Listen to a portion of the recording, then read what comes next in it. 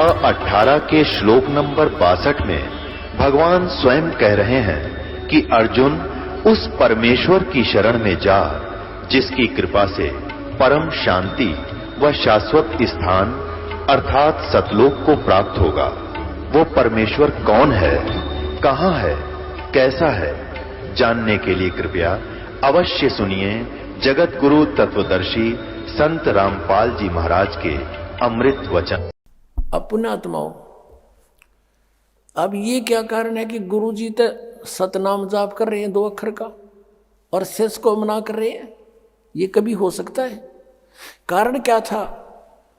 क्योंकि ये पक्के भगत थे परमात्मा के, इन्होंने भगवान से ये था जगत नहीं, और जगत के हित में था कि ये अब उस समय इसको गुप्त रखा जाता, ये हमारी भलाई में था। नीते काल के दूत ये राधा स्वामी पंथर, धन सतगुरु पंथर, ये जय गुरुदेव पंथर, ये दूसरे जो बाल योगेश्वर वाले, सतपाल वाले, हंसादेश वाले, निरंकारी, ये गुरु ग्रंथ साहिब को पढ़ते ही थे, इसमें से नाम भी लेकर ये देने लग जाते, अधिकारी ये थे नहीं। और आज हम कैसे भिन्नता बताते कि इनके पास बीज नहीं है मोक्ष का, आम का बीज नहीं, सभी पंथों संतों के पास ये बबूल भी काबली बुआ रहे तुम्हारे से, जिनका कोई यूज नहीं, काबली की कर बुआ रखी है, वो बीज दे रखे, वो मंत्र जाप दे रखे हैं, हठ योग बता रखा है, यूजलेस है वो। ये तो कंसेप्ट क्लियर हो गया कि नानक साहिब जी ये सतनाम जाप कराया करते थे, ये है 2 अक्षर का जाप, और कभी इन्होंने डिस्क्लोज नहीं किया। और देखा कि ये जानबूझकर ये दिखाना चाहते थे कि मैं ये जाप कर रहा हूँ, और आज के लिए ये एक प्रमाण प्रूफ एफिडेविट बन गया कि नानक जी ये जाप करते थे, इसलिए उन्होंने बोलकर सुना दिया।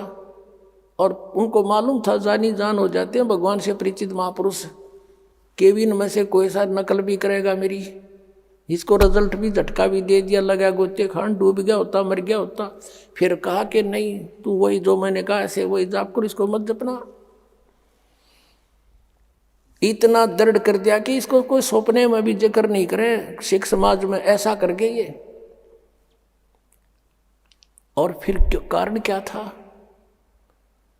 धर्मदास तो 1,00,000 दुहाई, ये सार नाम की बार न जाई, सार नाम बार जो पढ़ी बिचली पीढ़ी हंस नीतर ही।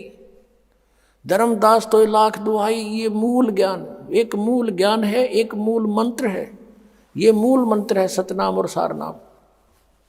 ये मूल मंत्र की तबार ना जाई, सार नाम बार जो पढ़ी बिचली पीढ़ी हंस नितरी।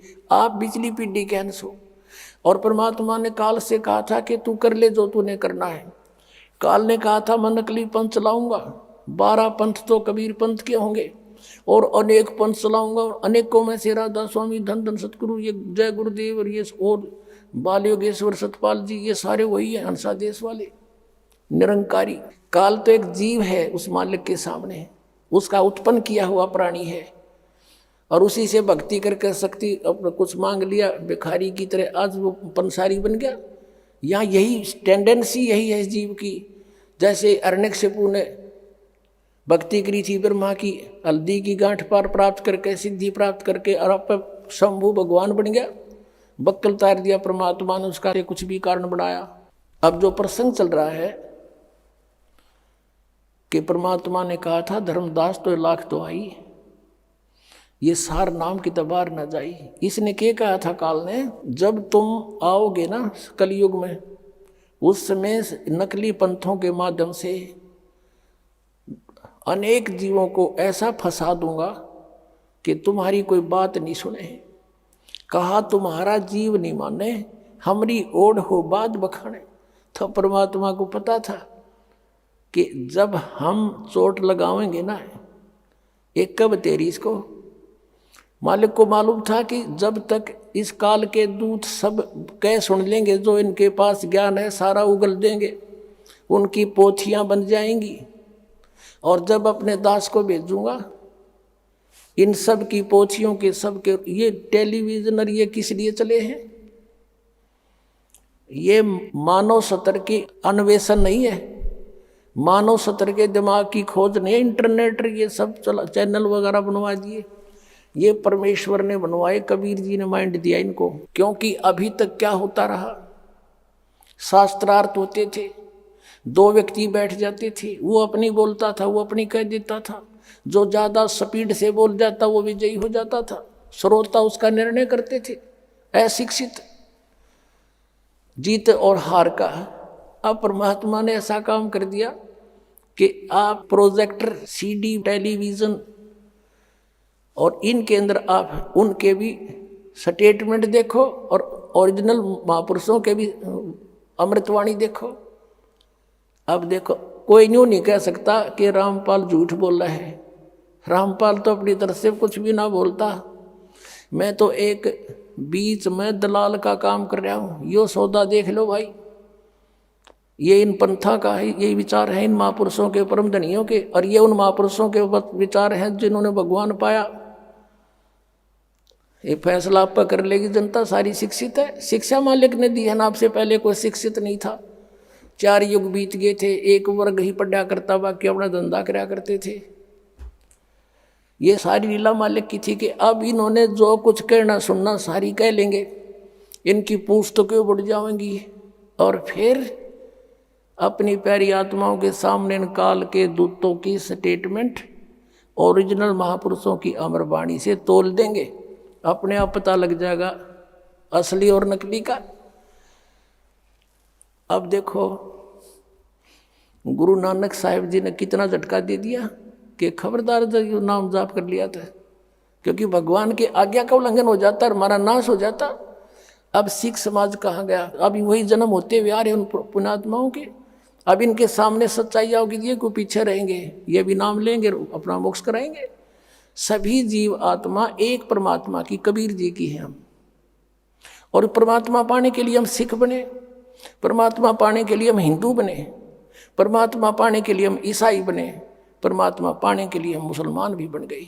लेकिन मिले कैसे? अब फिर हम वही बनेंगे जिससे भगवान मिलेगा, हम फिर एक होंगे। अब देख लेना, अब नानक साहिब जी ने वाणी में लिखे थे ये मंत्र, लेकिन जो वाणी के बाद में संग्रह किया गया गुरु ग्रंथ साहिब के रूप में, उसमें से वो वाणी निकाल दी गई जिसमें ये दोनों मंत्र कति क्लियर लिखे हुए। तो वो छोड़ दी इसलिए कि कहीं गुरु ग्रंथ साहिब में हमने लिख दी, पाठी पाठ करेंगे और उन पढ़ लिया ये मंत्र, तो वो जाप ना कर ले और गुरु जी की आज्ञा का उल्लंघन हो जाएगा और हानि हो जाएगी, जैसे मर्दाना डूब गया होता। इसलिए उन्होंने उनको छोड़ दिया। वो वाणी फिर किसी महापुरुष के माध्यम से परमात्मा ने फिर रजाकरी प्रमाण के लिए अलग से एक पुस्तक में प्राण संगली के रूप में लिखवा दी। उसमें विद्यमान आपको दिखाता हूँ, उसमें से हमने नोट किया हुआ है। एक प्राण संगली पुस्तक है, पंजाबी भाषा में लिखी है। उसमें क्या लिखा है? ये गहरी नजर गीता में एक पुस्तक है, दास ने गीता जी का अनुवाद किया। उसके 3रे अध्याय में बहुत से प्रमाण दिए, उनमें से देखिएगा। ये गहरी नजर गीता में, इसका अनुवाद दास ने किया है। इसके 3रे अध्याय में आपको दिखाते, ये लिखा है नानक साहिब जी की वाणी में सतनाम का प्रमाण। ये दास ने लिखा उन सदग्रंथों से लेकर के प्रमाण के लिए। पंजाबी गुरु ग्रंथ साहिब के अंदर 59-60 पृष्ठ पर लिखा है ये, बिन गुरु प्रीत न उपजय, हुमे मैल ना जाई, हुमे मने अंकार का, सोहम आप पिछाणिए शब्दे भेद पतियाई। ये गुरु ग्रंथ साहिब में इस तरह की तो लिखी है, लेकिन इसे कोई समझ नहीं सका ये क्या है। अब यहाँ देखना, प्राण संगली हिंदी के पृष्ठ 83 पर राग भैरव मैला पहला, मैला पहला गुरु नानक देव जी की वाणी है। और पौड़ी नंबर 32 में लिखा है, साध संगत मिल ज्ञान प्रगासै, साध संगत मिल कमल विगासै, उन कमलों का खिलेंगे उसके नाम लेने से। और साध संगत मिल मन माना, नाम है ना ओम सोहम जाना, नामों में नाम ये ओम सोहम जाना, ये वो सतनाम है। अब सगल भवनमय एक को ज्योति, सतगुरु पाया सहज सरोत। नानक साहब जी कहते मुझे आसानी से अपने आप मिल गया गुरु जी। और नानक किलबिस काटे ताही, सहज मिले अमृत सिचाही। अब कलबिस माने पाप का काटने वाला वही परमात्मा, और ये मंत्र है अपनात्मा। यही आदरणीय गरीबदास साहिब जी ने अपनी अमृत वाणी में लिखा है, जो परमात्मा कबीर जी से नाम उपदेश प्राप्त किया था। ये 2 मंत्र के ही सतनाम है, और यही नाम आदरणीय नानक साहिब जी को परमात्मा से सीधे प्राप्त हुए थे, वो उनके गुरु रूप में थे। गरीबदास साहिब जी क्या बताते हैं, राम नाम जप कर थिर होई, ओम सोहम मंत्र दोई, कहा पढ़े भागवत और गीता, मन जीता जिन त्रिभुवन जीता, मन जीते बिन झूठा ज्ञाना, और 4 वेद और 18 पुराना। क्या कहते हैं? कह कबीर निज नाम बिना मिथ्या जन्म गंवाया, निर्भय मुक्ति नी अक्षरा गुरु बिन काहू न पाया, जो जन होवे जो हरि और लेगा धन बिगलाए, और सोहम सोहम जप मरे मिथ्या जन्म गमाए। अब क्या करते हैं कि परमात्मा ने एक ये मंत्र अलग अलग भी दे रखे थे गुरु ग्रंथ साहिब में, और कुछ एक प्राणी जो नकली है वो केवल एक सोहम मंत्र जाप करने लगे। तो उसके विषय में कबीर साहब ने कहा कि सोहम सोहम जप मरे मिथ्या जन्म गंवाया। कहते हैं ये सतनाम का जाप करना पड़ेगा, इस दोनों अक्षर के मंत्र का श्वास से जाप करना है, और इसमें से एक का जाप कर रहे हैं तो यूजलेस है, और जब तक वो सारनाम नहीं मिलाती दोनों सतनाम भी यूजलेस है, यानी मोक्ष नहीं होगा, इसकी कमाई से लाभ तो होगा। अब धर्मदास जी को जो नाम दिया परमात्मा ने वो कैसा दिया था? आदरणीय धर्मदास साहिब जी को आपको दिखाते हैं कबीर परमेश्वर शब्दावली। धर्मदास जी को जो परमात्मा कबीर जी ने नाम दिया वो कौन सा था? ये देखिएगा, कबीर पंथी शब्दावली। ये कबीर पंथी शब्दावली है, और ये कहाँ से छपी है ये देखिएगा। कबीर आश्रम आचार्य परमार्थी वैद भारत पथिक स्वामी जी युगलानंद बिहारी निर्मित, खेमराज श्री कृष्ण दास मार्ग मुंबई से। और इसके 284 पृष्ठ आपको दिखाते हैं। अब देखो ये 284 पृष्ठ पे है। परमात्मा ने कहा कि अजप्पा जाप जपो बिन जिह्वा, मूल मंत्र अरहाद, बिना जीव के श्वास का जाप करना 2 मंत्र का। और यहाँ देखियो चौका की आरती जो नाम दिया जाता है उसके विषय में ये सब कुछ कहते हुए यहाँ आ जाते हैं। कहे कबीर, 285 पे, कहे कबीर सुनो धर्मदासा, ओम सोहम शब्द प्रकाशा। और ये कबीर पंथी पुराण के नाम दे, कोई कहे ओम श्री सतगुरुदेव वे नमः है, कोई कुछ, कोई एंड बैंड। वो क्या बता कि इनके बारे में परमात्मा ने कि मोती मुक्ता दर्शत नाही, ये जग है सब अंदरे, दिखत के तो नैन चश्म इनका फेरा मोतिया बंदरे। ये गुरुपद पाक इन्हों दिखो बड़े पहुंच गए होंगे, इन्हों कहे सूरत दौर पहुंचा करती परम धनी की, उन्हें दौर का बेरा कोई ना कि सतनाम बना समझ मारा श्राद्धा स्वामी वाला के दौर की जाएंगे फिर वह। और जो साधना वो कर रहे हैं वो यूजलेस, वो तो आम के स्थान पर बबूल बीज रहे थे, वो भी काबली की कर कहाँ जाएंगे ये। अब जो प्रसंग चल रहा था पुण्यात्माओं के श्री जय गुरुदेव पंथ वालों के साथ हमारा आध्यात्मिक ज्ञान चर्चा चल रही है, और आप जी को दिखा कि उन्हीं के वचन है श्री तुलसीदास जी वर्तमान जय गुरुदेव पंथ के प्रमुख मथुरा वाले तुलसीदास जी। वो उन्होंने कहा 7 सितंबर 1971 को कि वो महापुरुष वह अवतार 20 वर्ष का हो चुका है, और अभी उसका भेद नहीं बताऊं क्योंकि बता दिया तो सब उसके पीछे पड़ जाएंगे। उस समय दास ट्रेनिंग कराया करता 1971 में नीलो खेड़ी पॉलिटेक्निक में जेई की ट्रेनिंग कर रहा था।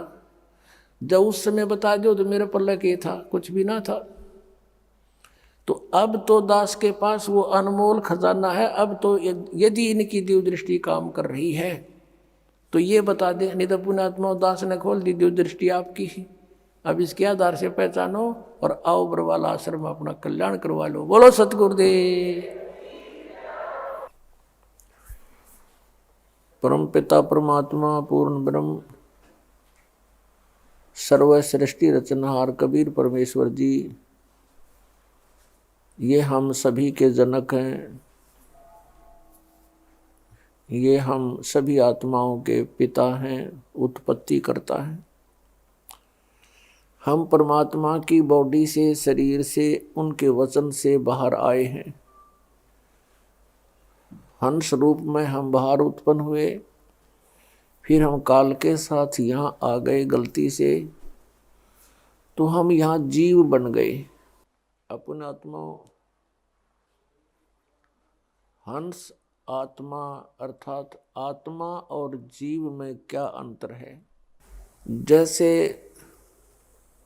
स्वांगी स्वांग करते हैं और अपनी वेशभूषा पुरुष होते हुए भी स्त्री की पहन करके वो स्त्री जैसे ही लगते हैं, उसको उतार दिया जाता है तो फिर वही के वही रह जाते हैं, ऊपर की ड्रेस निकाल दी जाए। आत्मा के ऊपर ये जीव की ड्रेस लग गई तो ये जीव बन गया। इस जीव के ऊपर फिर बहुत से आवरण और डाल दिए, अन्य इसके ऊपर के और कपड़े पहना दिए। तो ये जब तक इन कपड़ों के अंदर है तब तक ये भिन्न भिन्न प्रकार के रूपों में रहता है, जीव कहलाता है। और ये जब सभी इसके ऊपर से ये स्वांग वस्त्र उतर जाते हैं तो फिर ये आत्मा ही रह जाता है। परमात्मा बताते हैं कि मेरे हंसा भाई, हंस रूप था जब तू आया, अपना स्वरूप अब भूल में भूला ताते जीव कहाया। अब हमने फिर से इन सभी स्वांग को त्याग कर उसी सचिथि में पहुंचना है, हंस आत्मा की सचिथि में। जब तक हम जीव हैं, हमारे अंदर जितने ये आवरण चढ़े हुए हैं, इनके कारण हम अच्छी तरह अपने आप को नहीं समझ पाते। हमारे अंदर बहुत से विकार विद्यमान रहते हैं। परमात्मा ने आकर के हमें ये जानकारी दी है कि तुम यहाँ काल के लोक में रह रहे हो और इस स्थान पर तुम कभी सुखी नहीं हो सकते। प्रत्येक प्राणी सुख की खोज में है। उन्होंने सुख को कौन सी दृष्टिकोण से तोल रखा है। अब जिसके पास संतान नहीं है वो सोचता है मेरा संतान हो जाए मैं सुखी हो जाऊंगा। जिसके आंखें नहीं है वो ये सोचता है भगवान मुझे आंखें दे मैं सुखी हो जाऊंगा। निर्धन ये सोचता है कि मेरे पास धन हो मैं सुखी हो जाऊंगा। रोगी ये सोचता है मैं रोग मुक्त हो जाऊं मैं सुखी हो जाऊंगा। पुण्यात्मा, ब्लाइंड मैन इन आंखों वालों से पूछ ले कि वो कितने सुखी है। जिनके संतान नहीं है वो संतान वालों से पूछ ले वो कितने सुखी है। धनवानों से पूछ ले निर्धन के वो कितने सुखी हैं। और धनवान सोचते हैं राजा लोग सुखी हैं क्योंकि इनकी कमांड चलती है। इन राजाओं से पूछ लीजिए कोई सुखी नहीं। राजा लोग ये सोचते हैं सुख तो स्वर्ग में होता है। स्वर्ग के देवता सोचते हैं कि इंद्र को सुख होगा। इंद्र महादुखी, उसकी हिस्ट्री पढ़कर देखो इतिहास में पुराणों में। इंद्र सोचता है कि ब्रह्मा विष्णु सुखी होंगे। ब्रह्मा विष्णु महेश की जीवनी देख लो कितने सुखी हैं। देवी पुराण के अंदर ब्रह्मा जी पूछते हैं विष्णु जी से कि आप देवेश्वर हो।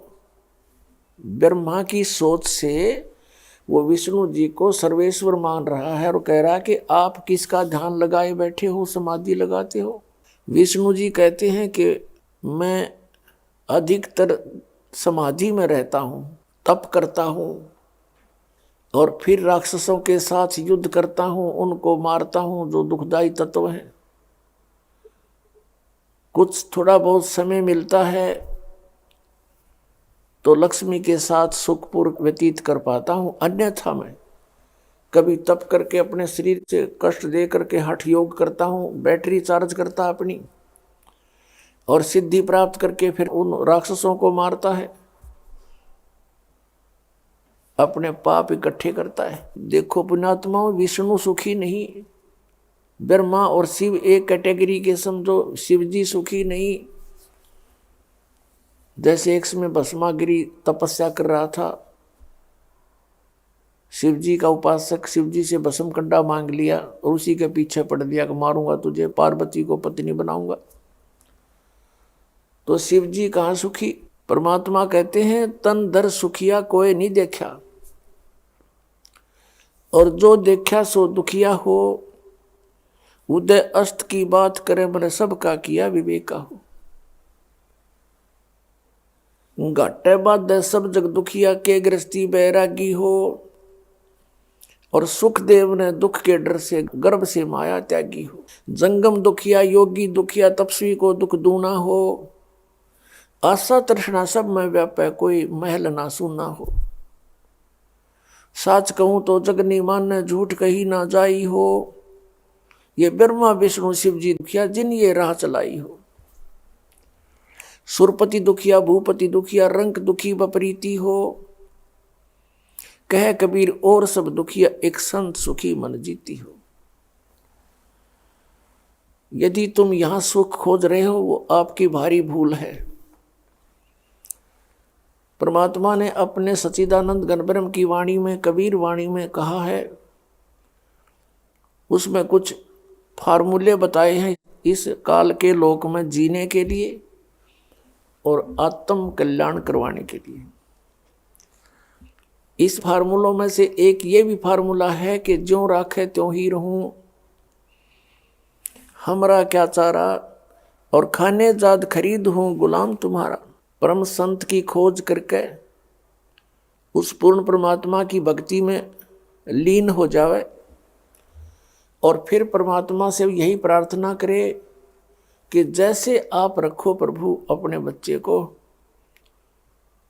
उसी तरह रखना। जो राखो तो ही रहूं, जैसे राखोगे ऐसे ही रहूंगा मैं। और फिर कहते हैं राज्य क्रमता राम की रजा धरे जो शीस। दास गरीब दरस परस तिस बैठे जगदीश। परमात्मा की रजा में राजी रहे, प्रसन्न रहे, जैसे भगवान फिर रखे। जैसे जब तक हम परमात्मा की शरण ग्रहण नहीं करते हैं, अपना जीवन जी रहे होते हैं, तो हम अपना प्रारब्ध ही भोग रहे होते हैं। उसमें दुख भी भयंकर आ सकते हैं और यहाँ के नकली सुख भी प्राप्त होते रह सकते हैं। कौन से सुख? जैसे पुत्र प्राप्ति, कोई व्यवसाय की स्थिति ठीक हो जानी, इस तरह के जो सुख हैं ये भी खूब मिल जाएंगे आपको। लेकिन इन सुखों का अस्तित्व कुछ नहीं है। ये आपके काम के नहीं हैं।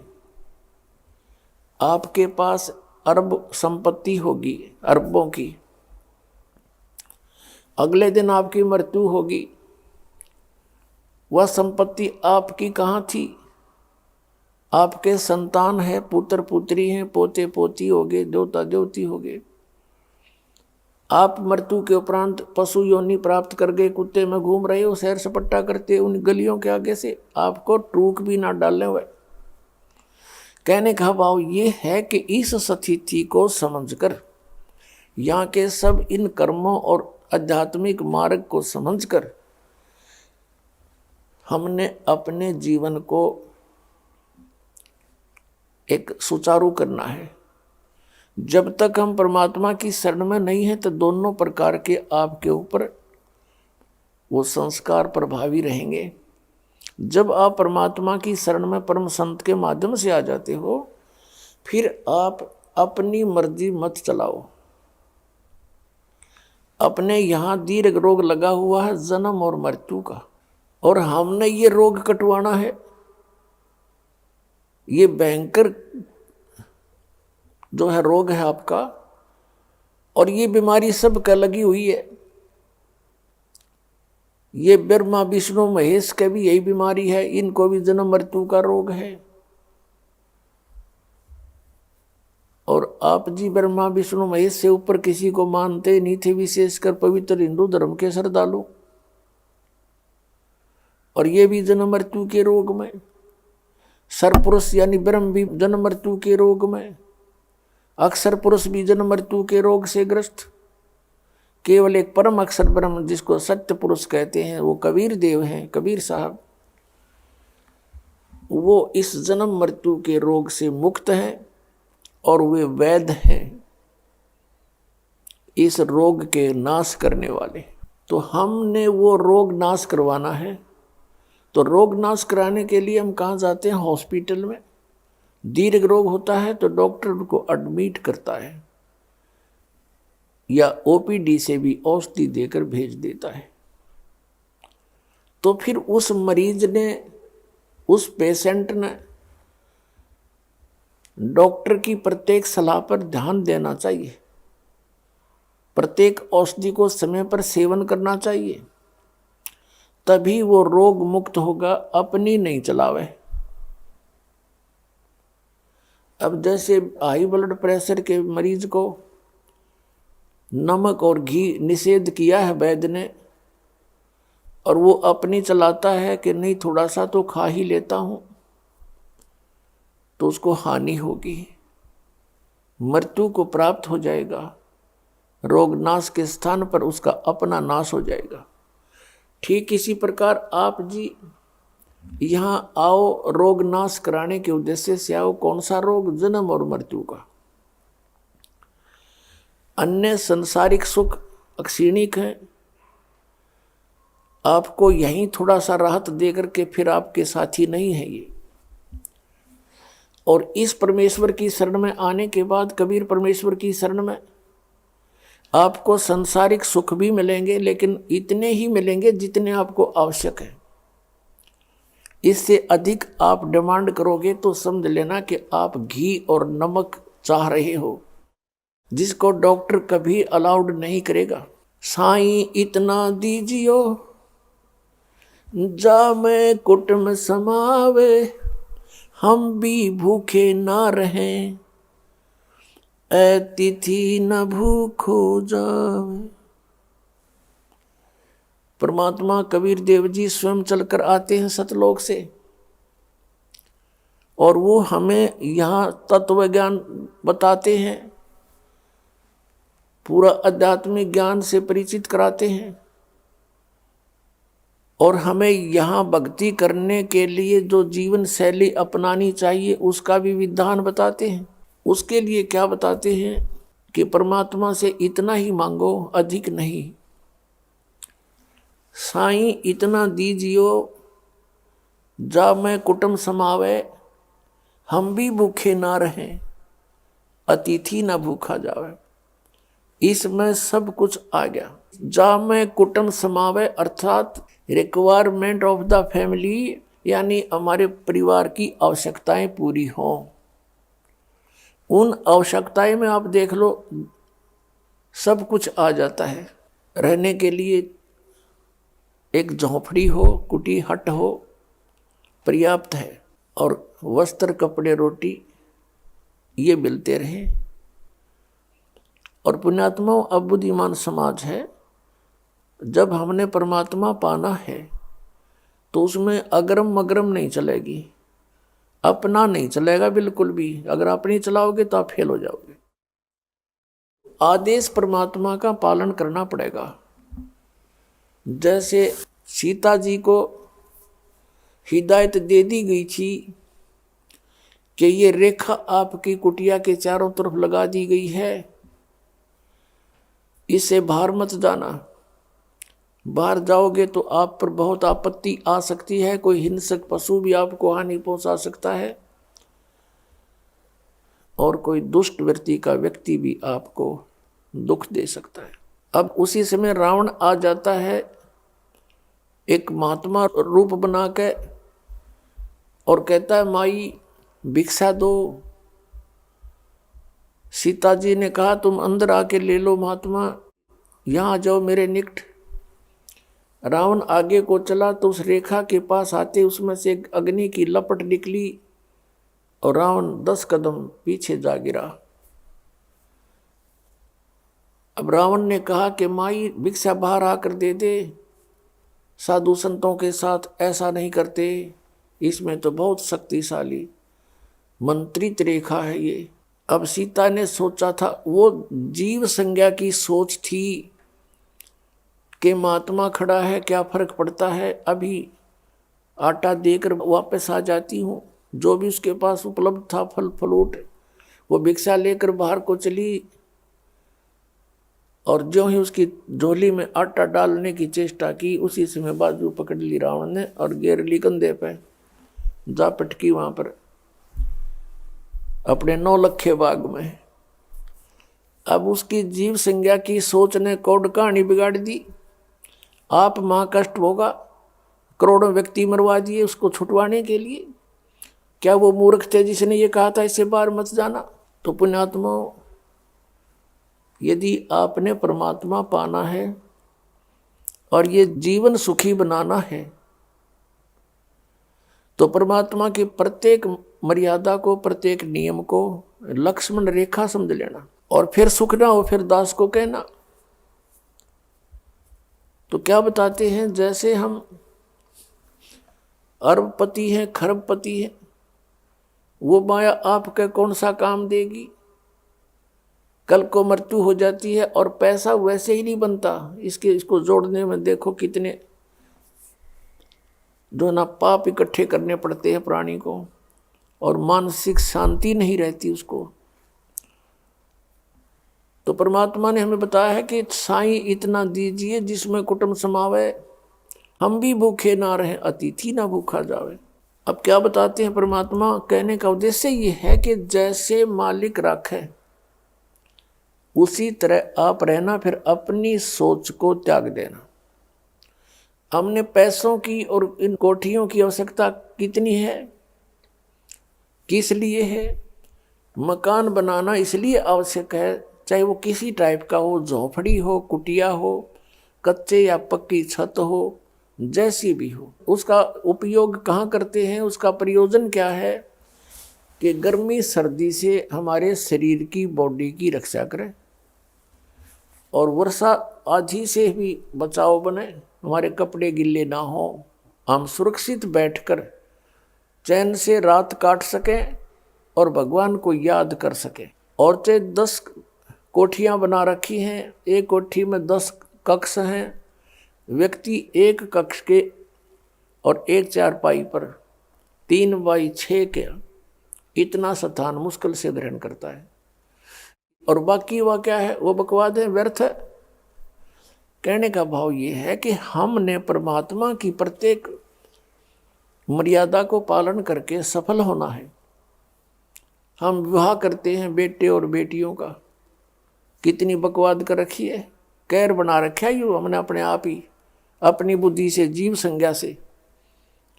बच्चों का विवाह करना है, सिंपल वे से कर दो, ब्याह तो करना है, उनका संयोग जोड़ा जाड़ा परमात्मा का वहीं जुड़ता है, और उनका विवाह कर दो सिंपल वे से, समस्या हल हुई।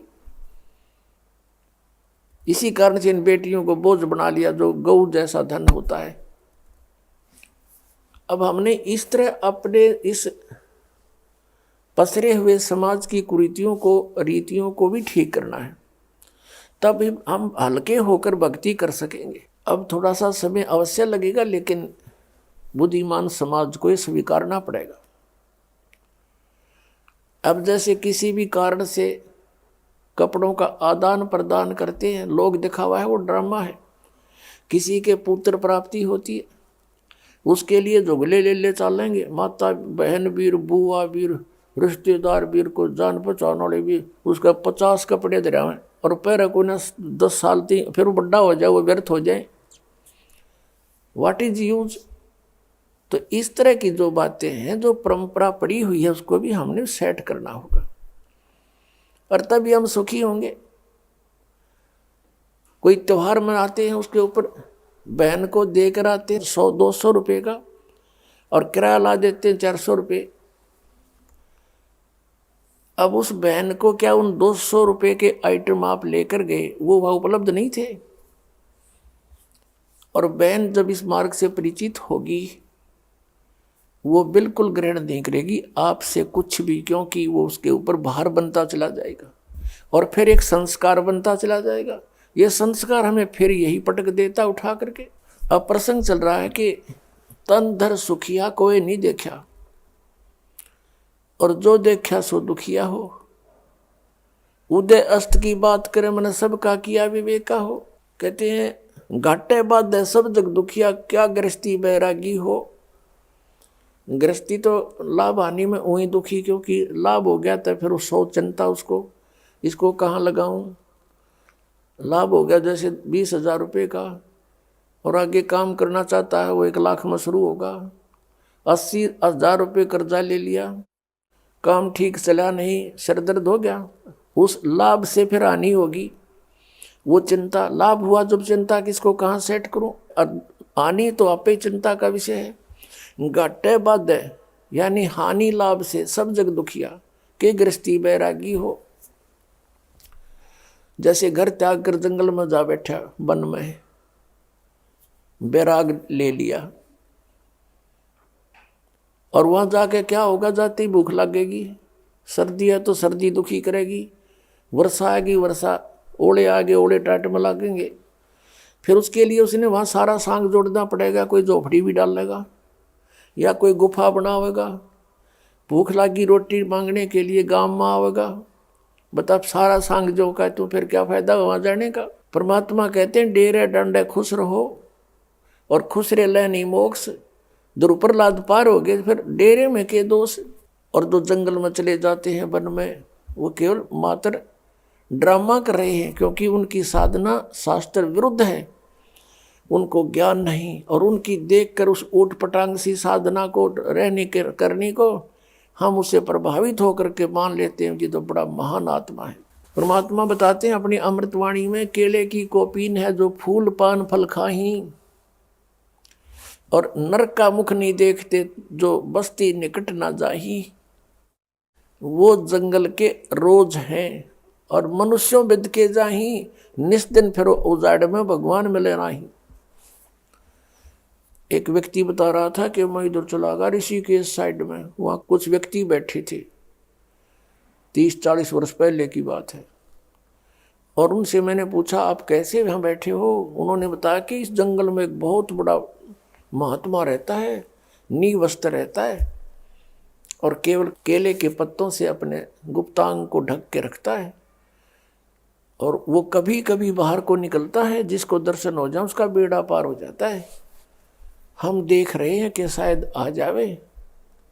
तो उनमें से एक कह रहा था कि एक दिन मैं ऐसे ऐसे यहाँ बैठा था, अचानक वो निकल आए और मुझे देखते ही एकदम वापस फिर गए और भाग कर बहुत गहरे जंगल में चले गए।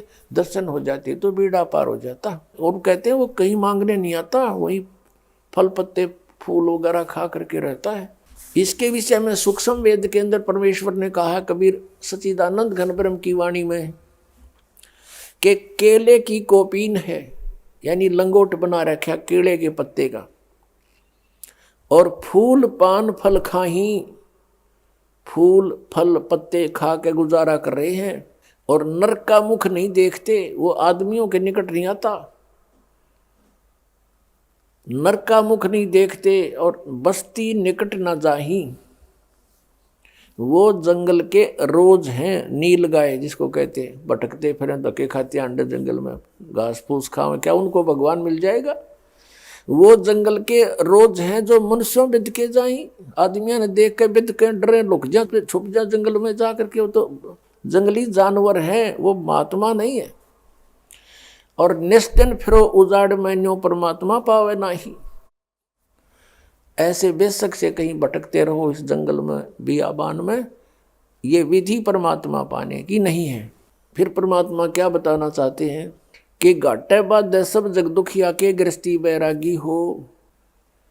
और सुखदेव ने दुख के डर से गर्भ में माया त्यागी हो। सुखदेव जी को पता चला माँ के गर्भ में, क्योंकि इस प्राणी को वहाँ याद रहता है कि तू कितनी बार कितने कष्ट उठा चुका है, कितनी बार तेरी पशु योनियाँ और अन्य प्राणियों की योनियाँ प्राप्त हो चुकी हैं तुझे। फिर ये कहता है, वहाँ रोता रहता है क्योंकि वहाँ घोर कष्ट होता है इसको, और कहता है भगवान अब के मेरा शरीर ठीक ठाक बाहर निकल जाए, आपको आजीवन याद करूँगा, कोई बकवाद नहीं करूँगा। अब मुझे सब याद है कि मैंने पिछले जन्म कितने खराब कर दिए। बाहर आते ही फिर इसके ऊपर ये तीनों गुण, रजगुण ब्रह्मा, सतगुण विष्णु, तमगुण शिव जी का एक एक इंजेक्शन लग जाता है तुरंत, और फिर ये अचेत हो जाता है। इसको नए सिरे से पढ़ाई कराई जाती है। ये तेरा चाचा, ये तेरी चाची, ये ताऊ, ये मामा, ये फूफा माँ, और ये भाई बहन पिता। इसको कुछ नहीं याद में कहाँ था, गुग्गू बना दिया जाता है ये।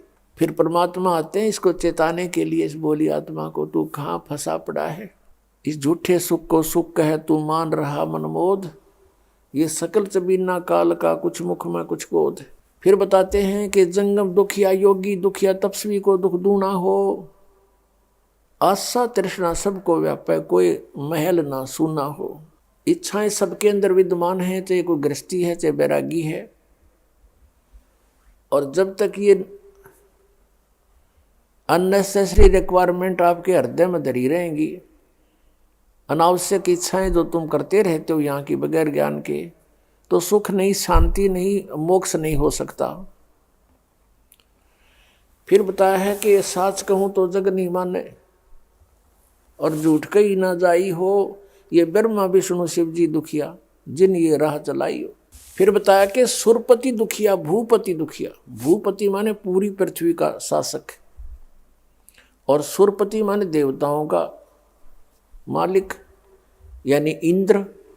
सुरपति दुखिया भूपति दुखिया, रंक दुखी बपरीति हो। अब सारी पृथ्वी का शासक भी दुखी और देवताओं का राजा भी दुखी। फिर स्वर्ग में सुख कितना हो गया, कहां से हो गया? फिर क्या इसका निष्कर्ष निकाल रहे हैं परमात्मा कि कह कबीर और सब दुखिया, एक संत सुखी मन जीती हो। अब मन जीती संत कौन होगा? जो गुरु की मर्यादा में रहता है वो मन जीती। वैसे मन पर काबू नहीं हो सकता, और परम पिता परमात्मा पूर्ण ब्रह्म की शरण में आने से, गुरु मर्यादा में रहने से इस मन पर विजय पाई जाती है। उसके लिए ये फाउल पॉइंट हैं जो आपको मर्यादा बताई जाती है। तो पुण्यात्माओं, जैसे बच्चा गेम खेलता है, खेल खेलता है, उसके लिए कुछ पॉइंट होते हैं, उनको डिस्टर्ब होने से वो फाउल हो जाता है, और फाउल होते ही उसको उस गेम से बाहर निकाल दिया जाता है। तो उसका वो गेम उसके हाथ से निकल गया।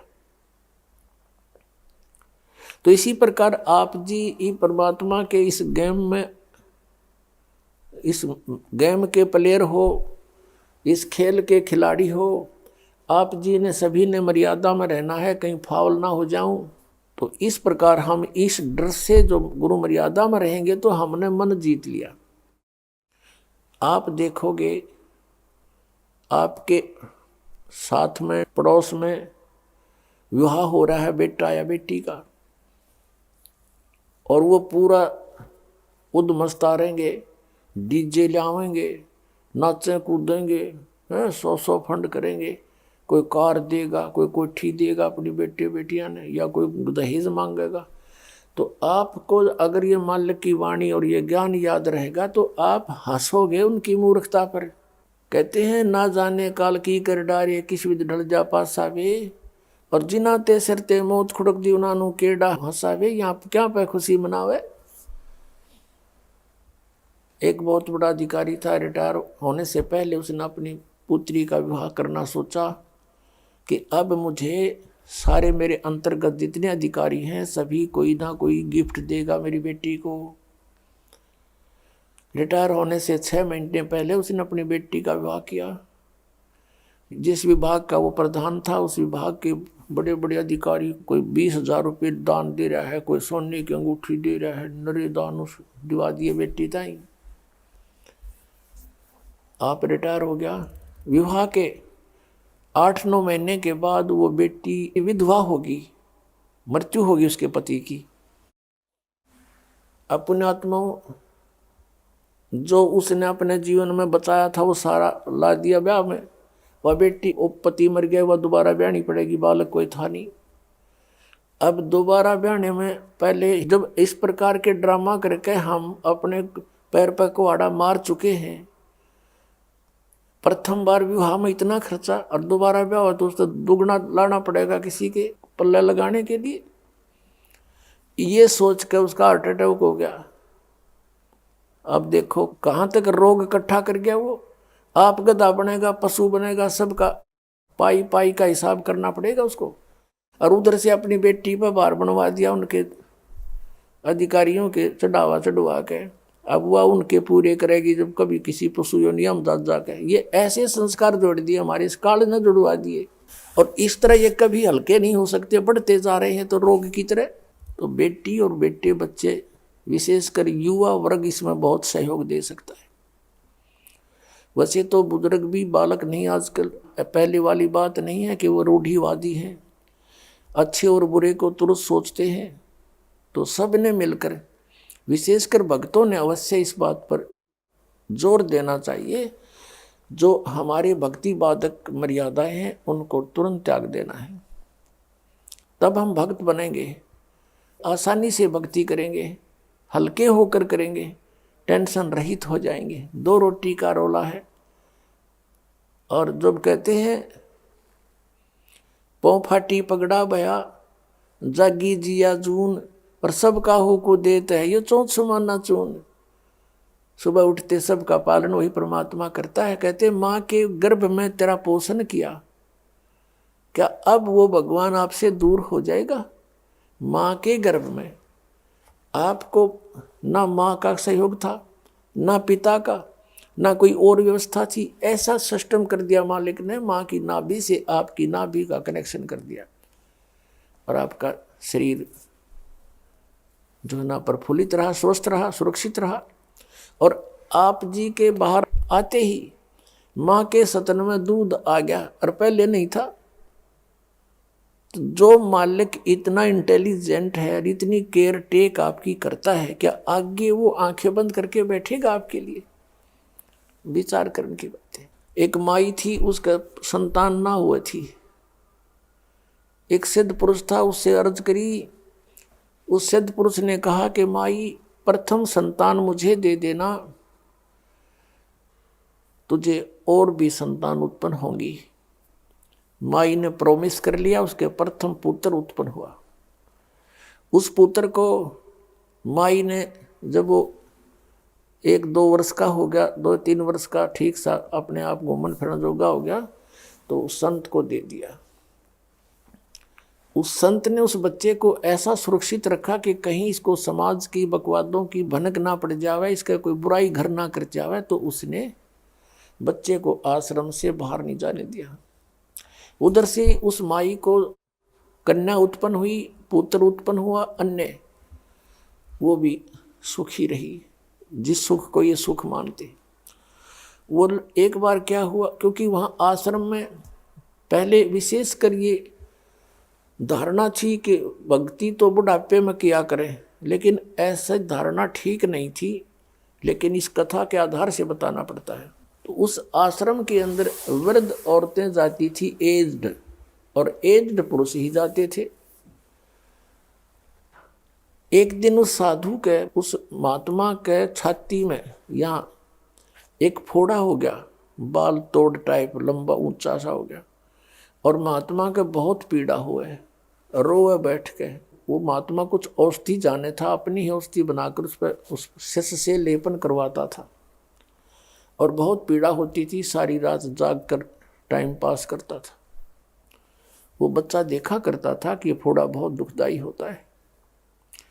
एक बार क्या हुआ कि वो वृद्ध हो रहा था संत और बीमार पड़ गया। वो उस बच्चे को, अपने शिष्य को बाहर भिक्षा के लिए नहीं भेजता था कि कहीं इसका कोई बुराई घर ना कर जाए। स्वयं ही भिक्षा लाता था और अंदर ही अपने बच्चे को रखता था। एक दिन वो बहुत असहाय हो गया, रोगी हो गया, बीमार हो गया किसी कारण से महात्मा।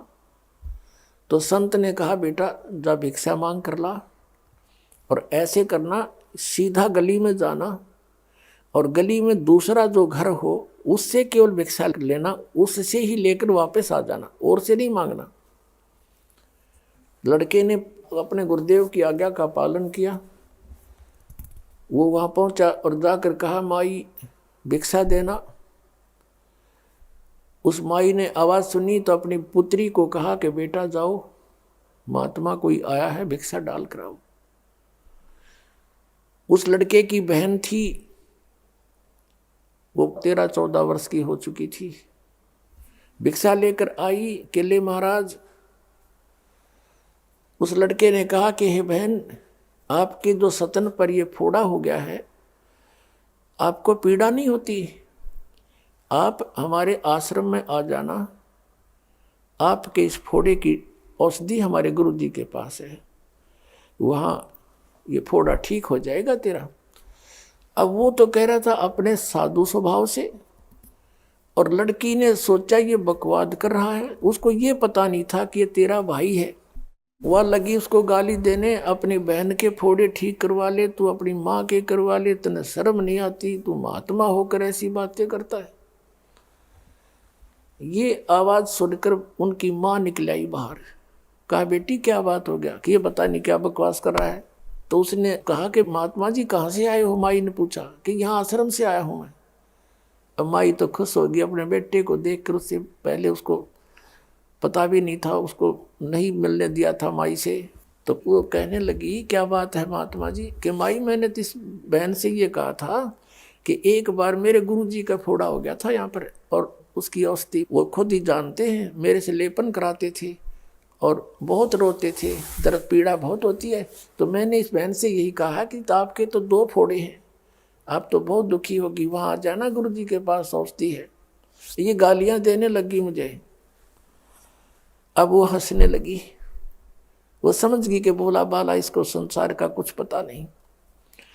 तब उसने बताया कि महाराज जी ये फोड़े नहीं है, इस बेटी का विवाह करेंगे, इसके संतान होएगी, और संतान जब होएगी तो फिर इन सतनों में दूध आएगा उस बच्चे के लिए। परमात्मा इनमें दूध भर देगा और बच्चा दूध पिया करेगा इसका। संत ने पूछा कि माई कब विवाह करोगे? कभी 2-3 वर्ष में इसका विवाह करेंगे।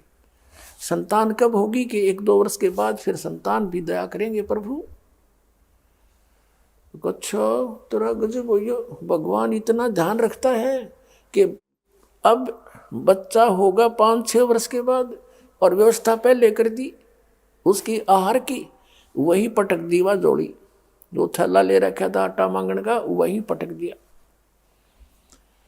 जब परमात्मा हमारी इतनी केयर टेक करता है, उसने एडवांस हमारी चिंता है, और हम ये दाने मांगते फिरे, वही पटक दिया। अर्जा बैठा अपने आश्रम में। उधर से उस माई ने बताया कि बेटी ये तेरा भाई था, जो संत ने मांगा था हमसे, और उसी की देन हो तुम भी, और ये तेरा दूसरा भाई भी। और इसको पता नहीं था बच्चे को, ये कोई दुर्भावना से नहीं आपसे बातें कर रहा था। अब उधर से उस महात्मा ने पूछा कि बेटा कुछ मांग कर लाया? अगर नहीं गुरुजी। क्या बात होगी? महात्मा ने सोचा बालक है, किसी ने कुछ कह दिया होगा, नया नया गया था, थैला वेला कहाँ डाला, पटकाया मुँह थैले को। अरे किसने क्या कह दिया? कि कहना नहीं महाराज जी, जब भगवान हमारा इन एडवांस केयर कर रहा है तो आज हम मांगते फिरेंगे? तो जब माँ के पेट में और माँ के बाहर आने से दूध दे रहा है, हमारे पहले व्यवस्था किए बैठा है, तो महाराज जी यहाँ भी तो देंगे हमें, डेरे में क्यों नहीं देंगे वो? अब महात्मा इतना विवेकशील नहीं था। ये तो कहते हैं पिछले तप से होते हैं पूर्ण हंस मुराद, पिछले संस्कारों से ऐसी दृढ़ता आती है। अब महात्मा ने सोचा यो नकमा आप भी भूखा मरेगा और मन ने भी मारेगा। अब वो महात्मा अलाचार बैठ गया, ठीक से भाई नालायक आ गया तू मेरे पास। इतने में गांव में मालिक की कृपा देखो, कहते हैं 100 छल छिद्र मैं करूं। ऐसे ही किसी घर में जा करके चर्चा चला दी कि भाई ऐसे ऐसे एक महात्मा का शिष्य आया था, और कोई उसकी कई कवा सुनी होगी, और वो आड़े थैला भी फेंक गया, आटा ना ले गया आश्रम में, और महात्मा और वो बालक दोनों भूखे बैठे हैं। अब जिस भी घर ने ये चर्चा ये बात सुनी, उसी ने तुरंत खाना बनाना शुरू किया। बढ़िया रोटी खीर सब्जी बना के और लेले का आश्रम की तरफ चल पड़े। 2 घंटे के अंदर अंदर वहां पर 20 व्यक्ति लेकर के अच्छा भोजन, खीर और सब्जी रोटी बढ़िया बनाकर, महाराज जी हमने पता चला था बच्चा जो है ना थैला फेंक आया, आटा मांगन नहीं गया, आप भूखे हो गए इसलिए हमने आपके लिए ये भोजन बना कर लाए और सब ने मिलकर व्यवस्था कर दी। महाराज जी आपने कहीं नहीं जाना, प्रतिदिन आपके आश्रम में दोनों समय का आहार और दूध यही आपको प्राप्त होगा। अब पुण्यात्मा, ये भले ही आपको कथा लगती हो, परमात्मा कहते हैं जैसे मैं कहूं ऐसे करके देखो। अब जैसे परमात्मा ने लीला की थी कबीर परमेश्वर जी ने, वो एक एग्जाम्पल कोड करने आते हैं। स्वयं परमात्मा सतलोक से अपने मुक्ति धाम से चलकर आते हैं। यहाँ हम उनकी आत्माएं हैं, हमारे लिए वो यहाँ कष्ट उठाते हैं और हमें एक उदाहरण पेश करते हैं कि तुम ऐसे रहो और विश्वास करो मेरे पे, और फिर देखना तुम्हारे किस प्रकार दुख दूर होते हैं। तुम विश्वास नहीं कर पाते क्योंकि आप जी को काल भगवान ने इतना विश्वासहीन कर दिया कि जो साधनाएं तुम करते थे उनसे आपको कोई लाभ नहीं होता। तो इसलिए दृढ़ता नहीं आती, लेकिन आत्मा चाह भगवान की त्यागती नहीं। आप लगे भी रहते हो, लाभ कुछ होता भी नहीं, इसलिए आप में दृढ़ता नहीं आती। और विश्वास हुए बिना भगवान आपके कोई भी कार्य नहीं कर सकता, ना मोक्ष वाला ना संसारिक। तो विश्वास करने के लिए हमने परमात्मा के वचन पर रुकना होगा।